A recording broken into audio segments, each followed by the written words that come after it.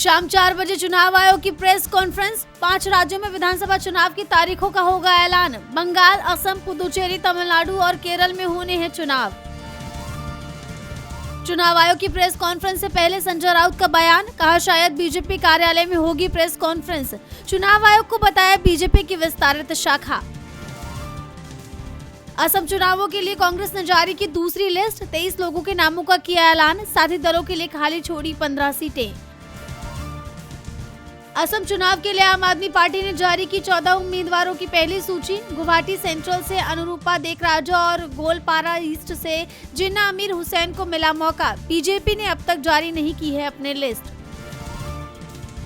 आज कांशीराम की जयंती। लखनऊ में बसपा सुप्रीमो मायावती ने किया याद। बीजेपी, कांग्रेस और समाजवादी पार्टी पर साधा निशाना।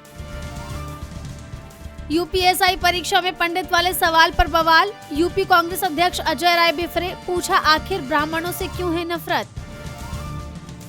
जम्मू कश्मीर के पूर्व सीएम फारूक अब्दुल्ला पर जानलेवा हमले का मामला। जांच के लिए 7 सदस्यीय एसआईटी का हुआ गठन। शादी समारोह में पूर्व सीएम पर तानी गई थी बंदूक। सोनम वांगचुक की एनएसए हिरासत खत्म, पर लद्दाख में नहीं थमेगा आंदोलन। 16 मार्च को कारगिल डेमोक्रेटिक अलायंस ने किया विरोध प्रदर्शन का ऐलान। केंद्र सरकार पर लगाया फैसले में देरी के आरोप। एलपीजी किल्लत पर बीजेपी सरकार के खिलाफ सपा का बड़ा हमला। यूपी में 950 का सिलेंडर 3500 में बेचने का लगाया आरोप।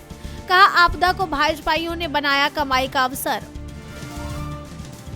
शाहजहानाबाद पुनर्विकास निगम यानी एसआरडीसी का बदलेगा नाम। रेखा गुप्ता सरकार ने टाउन हॉल को धरोहर स्मारक बनाने का किया फैसला। पुरानी दिल्ली के कायाकल्प के लिए सरकार ने मांगे 3 नए नाम।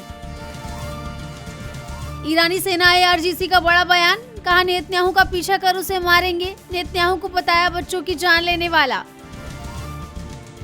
ईरानी जंग के बीच ट्रंप को झटका। स्विट्जरलैंड ने अमेरिकी सैन्य विमानों के लिए बंद किया एयर स्पेस। कहा दूसरे देशों के युद्ध में शामिल होने की इजाजत नहीं देता स्विट्जरलैंड का कानून। ईरान से जंग के बीच नेतन्याहू के गायब होने पर इजरायली पीएमओ ने तोड़ी चुप्पी। कहा स्वस्थ और सुरक्षित है नेतन्याहू। नेतन्याहू के जीवित नहीं होने की चल रही थी खबरें। खार्ग आइलैंड पर दोबारा हमला कर सकते हैं ट्रंप। ईरान को दी नई धमकी। कहा खार्ग द्वीप पर मजे के लिए करेंगे हमला। स्टेट ऑफ होर्मुज पर ईरान का बड़ा ऐलान। अमेरिका, इजराइल के अलावा किसी देश के जहाज पर नहीं होगा हमला। कई देशों को राहत। अकासा एयर ने टिकट पर लगाया फ्यूल सरचार्ज। आज से टिकटों पर देना होगा 199 से 1300 रुपए तक का अतिरिक्त शुल्क। ईंधन की बढ़ती कीमतों का दिया हवाला। खार्ग पर हुए हमले के बाद ईरान का बड़ा आर्थिक दाम। डॉलर की जगह अब युआन की करेंसी में होगा तेल का व्यापार। अमेरिकी अर्थव्यवस्था में भूचाल आने के आसार।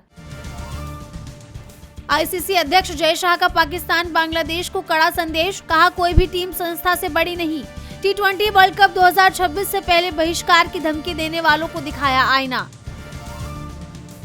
एडवांस बुकिंग मामले में मालामाल हुई धुरंधर 2। एक दिन में बिके 6,15,762 टिकट। 19 मार्च को रिलीज होगी फिल्म।